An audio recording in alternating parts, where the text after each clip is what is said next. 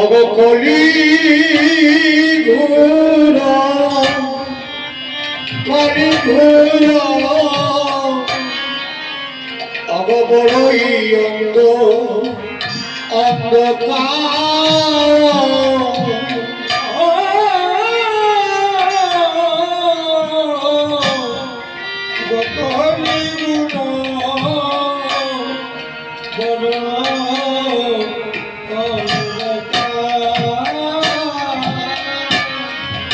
অবকলি ঘুরা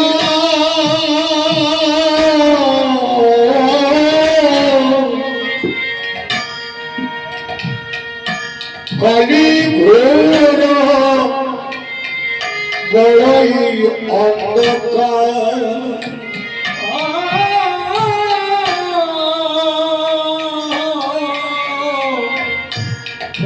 কলি ঘোরা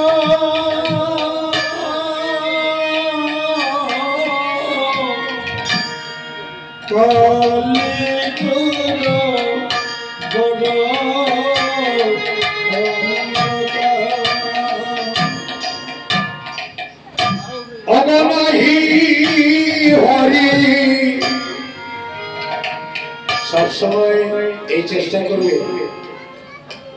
কীর্তনে আসলে কীর্তনের যে পথগুলা করছে কিছু না হলে একটু হলেও বুঝতে তো পারবেন বা পথটা কি বলছি, কারণ ওইগুলো মহাজনের পথ। পদের মাধ্যমে পদের মধ্যে মুক্তা লুকানো আছে, কুড়ে কুড়ে বের করবে। কলির প্রথম সন্ধ্যায় অবহিত প্রভু আসিয়া অদ্বৈত প্রভুকে গতকালকে গেল রাস পূর্ণিমা তিথি। এই রাস পূর্ণিমায় যখন গোপীদেরকে নিয়ে আমার গোবিন্দ রাস করেছিলেন, সেই রাসেতে আশীর্বাদ পেয়ে তিনি এসেছেন। কে পেয়েছেন আশীর্বাদ? স্বয়ং মহাদেব।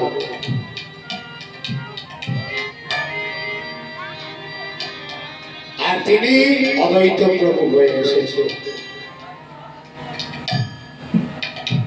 তাই এই কলির প্রথম সন্ধ্যা এসে দেখলেন কি কলি যুগ বড় অন্ধকার আচ্ছন্ন হয়ে আছে। আমরা তো অনেকের জীবন সম্বন্ধে বা জিজ্ঞেস করি, তোমার জীবনী সম্বন্ধে অনেক পণ্ডিত বর্গ আছে, অনেক বিশেষ বিশেষ ব্যক্তিদের জীবনী পড়ি, তাহলে আমাদের এই সনাতন ধর্মের অন্ততপক্ষে গৌর হরির জীবনী সম্বন্ধে একটু জানার চেষ্টা করবেন। দেখবেন জানলেই এই সনাতন ধর্মের প্রতি অনুরাগ জন্মে যাবে।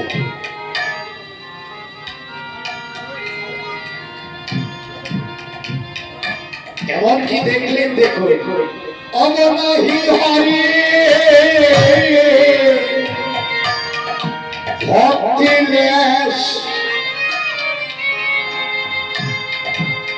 মায়ায় অন্য